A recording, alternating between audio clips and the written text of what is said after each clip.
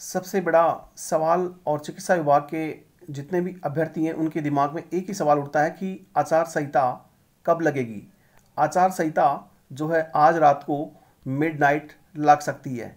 अब सवाल उठता है कि आचार संहिता लगने के बाद जिन लोगों की प्रोविजनल लिस्ट आ चुकी, जैसे OA ophthalmic assistant, ARG nursing officer, LT, इन सब की प्रोविजनल लिस्ट आ चुकी है। यानी हम कह सकते हैं कि 90% जो है अभ्यर्थियों की प्रोविजनल लिस्ट वो आ चुकी है। ओनली एक फार्मासिस्ट की प्रोविजनल लिस्ट जो है वो आई नहीं, और वो जहाँ तक है वो आएगी भी नहीं, क्योंकि इसके नहीं आने की वजह इसमें फर्जीवाड़ा जो है अभी 131 रजिस्ट्रेशन की बात हो रही है। वो हमने आपको बताया कि यहाँ पर 500 से 550 वो फेक रजिस्ट्रेशन है जो DV सेलेक्टेड है। इसके अलावा टोटल जो DV या फॉर्म नहीं भरे उनकी टोटल यदि काउंट किया जाए तो वो 2500 से 3500 का आंकड़ा तो आ चुका है।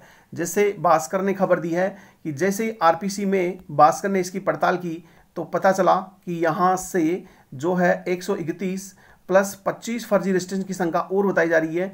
और इसके बाद में क्या हुआ कि यहाँ से इन्होंने जो है ये रिपोर्ट कहाँ भेजी, चिकित्सा मंत्री को, और चिकित्सा मंत्री ने CM साहब को भेजी। तो CM साहब ने भर्ती में फर्जीवाड़े को देखते ही भर्ती को स्टॉप कर दिया। और स्टॉप के साथ में हम कहेंगे कि उन भाइयों को धन्यवाद, और जिन्होंने सांसद और MLS को लेकर वहाँ पर इन्होंने ये मैटर भी उन्होंने सामने जो है बताया कि फर्जी मैटर जो है बहुत ज़्यादा है और ये सामने भी आने वाला है, क्योंकि उन्हें पता था कि वो RPC से मिल चुके थे और भास्कर से भी मिल चुके थे। उन्हें पता चला था कि यहाँ से ये मैटर बहुत ही ज़्यादा फेक होगा। अब हम बात करते हैं कि प्रोविजनल लिस्ट जिनकी आ चुकी उनकी ज्वाइनिंग होगी या नहीं होगी।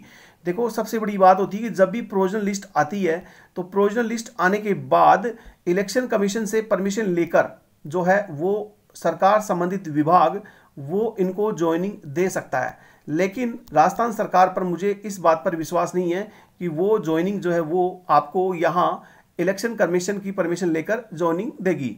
हाँ, इतना है कि प्रोविजनल लिस्ट आने के बाद आपकी भर्ती जो है आपके हाथ में आ चुकी है और आप जो है 99% जीत चुके हैं। तो आपकी ज्वाइनिंग जो है आज नहीं तो चाहे 1 साल बाद में होने की पूरी उम्मीद है। बस आप भगवान से दुआ करो कि आपकी भर्तियों में जो हम कुछ सुन रहे हैं कि फर्जीवाड़ा यहाँ पर भी है, और सीफू के सॉफ्टवेयर में ऐसी कमियाँ, ऐसी खामियाँ हैं कि वो एनालाइज नहीं कर पाता कि किसका जो है कैटेगरी वाइज किस में जो है इसको डालना है।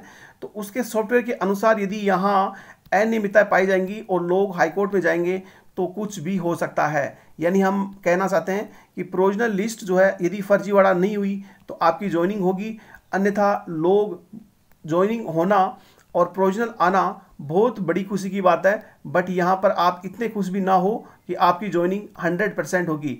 हम तो आपको अग्रिम शुभकामनाएं देंगे कि आपकी ज्वाइनिंग फाइनल हो, लेकिन जो होना है प्रकृति से वो निश्चित है। इसलिए चिकित्सा विभाग की भर्तियां जो किस पर है, अभी कांग्रेस सरकार से हुई है। जैसे यदि BJP सरकार आती है तो BJP सरकार के आते ही फर्जीवाड़े का पता चलते ही यहाँ से ये सभी भर्तियां निरस्त भी हो सकती हैं, फिर नए सिरे से ये एग्ज़ाम से भी आ सकती हैं। और विशेषतया फार्मासिस्ट भर्ती का तो प्रोविजनल लिस्ट क्या, ज्वाइनिंग क्या, भूल जाओ। इस भर्ती को वापस जो है वो माध्यम ही इसका चेंज होगा, या इसका माध्यम चेंज नहीं हो तो इसमें क्या है कि इसकी क्रॉस वेरीफाई डाटा बहुत ही बारीकी से होंगे, कम से कम 6 महीने लगेंगे। और इसके बाद में जो है वो सरकार यदि जो भी बैठती है और ये निर्णय लेती है इस भर्ती को कंप्लीट करना है तो वो भर्ती जो है बहुत मुश्किल से करा पाएगी। बाकी इसका तो माध्यम चेंज होने की ही जो है लग रही है। और बाकी ये भर्ती हाई कोर्ट या सुप्रीम कोर्ट में चली गई तो वहाँ से क्या डिसीजन होता है अभी बहुत कुछ बाकी है, क्योंकि यहाँ पर फार्मासिस्ट भर्ती में निर्णय दिया गया था कि सुप्रीम कोर्ट में एक भर्ती एग्जाम से हुई, उसके बाद में मेरिट से भी उनको अलाउ किया गया। ये एक विशेष परिस्थिति में अलाउ है।